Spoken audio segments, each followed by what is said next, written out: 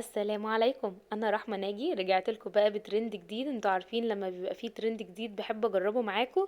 هعمل معاكم النهارده المكسوفة او المكشوفة ايا كان، بس هي الترند لذيذ جدا وحبيت اجربه معاكم. يلا بينا نشوف الوصفة. اول حاجة كده هجيب وok كبير او صينية او حلة بس تكون واسعة. حطيت فيها كده معلقتين كبار من السمنة وقطعت الكنافة في الفول بروسيسور او الكبة، المهم تكون صغيرة كده. دول 450 جرام يعني حوالي نص كيلو. نزلت كده على السمنة وفضلت احمر في الكنافة. اهم حاجة تبقى ايدكم فيها، ما تسيبوهاش خالص عشان ما تتحرقش منكم او تتلسع او ما تبقاش كلها لون واحد. بعد ما اتحمرت معايا واخدت اللون الجميل ده، نزلت عليها بنص كوباية كده من الشربات التقيل بتاع الكنافة العادي، اللي هو كوبايتين لكوبايتين مية، كوبايتين سكر لكوبايتين مية. وبعد كده شلتها بقى من على النار خالص عشان بتكمل تحمير هي وهي على النار. شلتها كده في طبق عشان ما تكملش التحمير وتبقى مررة كده. بعد كده جبت بولة اللي انا هعمل فيها، حطيت فيها كده ستريتش راب او ممكن اكياس التلاجة، المهم تسووه كده زي ما انتوا شايفين. وحطيت كده كوباية بالقعر بتاعها عشان خاطر الكمية اللي انا عاملاها كمية صغيرة. انتوا عارفين لما بحب اجرب حاجة بجربها في كمية صغيرة. فضلت كده اساوي الجناب لغاية ما وصلت معايا بالشكل ده. ويلا بينا بقى نعمل احلى حاجة هتحلي الكريم شانتيه اللي هيبقى في جوه. حطيت كده كوباية من الحليب، معلقة من الكريم شانتيه، معلقة كمان من النشا، وقلبتهم على البارد. وبعد كده رفعتهم على النار، فضلت اقلب كويس جدا لغاية ما تقلت معايا شوية، ونزلت عليها بقى بمكعب من الشوكولاتة البيضة. وده اختياري بس بيدي طعم في منتهى الجمال. وطبعا احنا مش هنحط سكر، هي هتاخد التحلية من الشوكولاتة البيضة اللي احنا حطيناها. بعد كده نقلتها في بولة كده اهوت عشان تبرد تماما.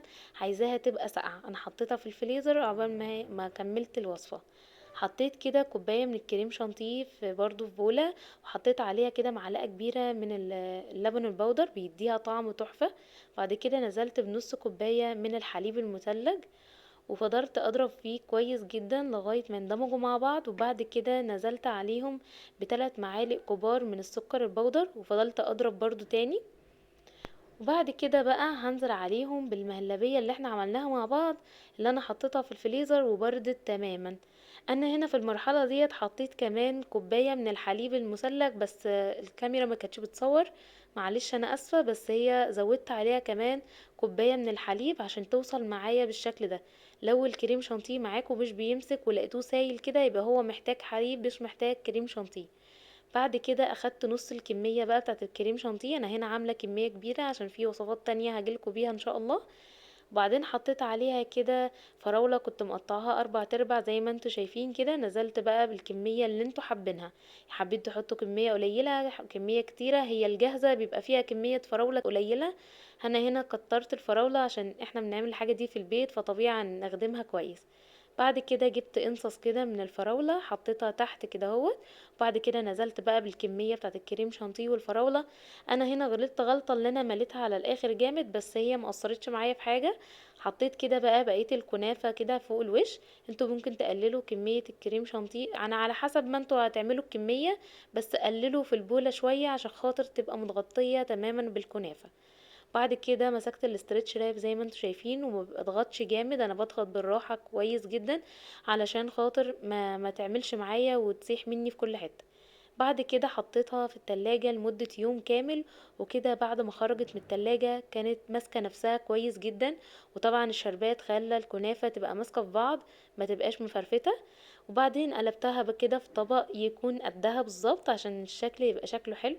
بعد كده رفعت البولة، وكانت المفاجأة كانت شكلها في منتهى الروعة وطعمها في منتهى الجمال كمان. زينتها كده بشوية فستق، ممكن تحط فستق كداب كمان. وحطيت كمان شريحة كده من الفراولة كنت مقطعاها شكل مروحة. وكده بقت معايا جاهزة، وقطعتها كده وبألف هنا. بس كانت طعمها في منتهى الجمال بجد، ترندي يستاهل. هو طعمها جميل جدا، وكانت غير توقعاتي خالص. انا كنت مفكرة اللي هي هتطلع طعمها مش حلو قوي، بس كانت طعمها جميلة وخفيفة كده لذيذة، مش تقيلة قوي على المعدة. انتوا تقدروا تعملوها وتقولولي ايه رأيكم. ممكن كمان تحطوا فواكه تانية غير الفراولة، بس هي بالفراولة طعمها تحفة.